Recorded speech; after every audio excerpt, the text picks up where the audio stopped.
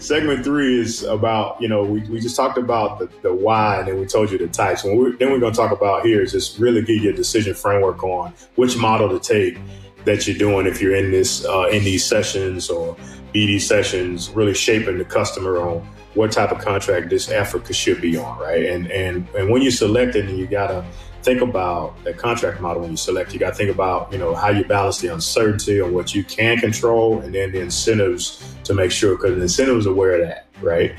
And here's some things you should be thinking about. About 7 things, right?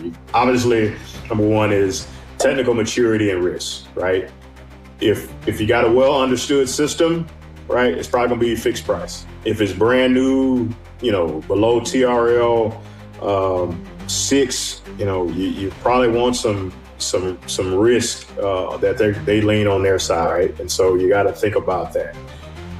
You got to think about another in your decision. You got to think about what's the customer risk appetite. Now, how much risk they willing to take. This is where you bring in your business development professionals who are usually have the close contact conversations with the end customer, saying how much risk are they willing to really take? How bad do they need this, TRL 4 capability? How bad do they really need it? How much risk? And have we articulated that? This is where you got to go figure that out.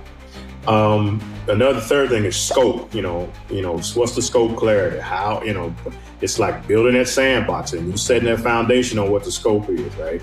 Because if you don't get the scope down, the scope creep will come. And if you don't have the cages to keep that scope creep in line, if you don't have that built in the contract, it's going to be some issues, just so you know. That's how it works. Mm-hmm. Other things like duration, how you want to expect change. Another thing about, cash flow, capital overhead. That's all the, when you think about how much you got to allocate to it, that's when your contract and your financial models really come in and kick in.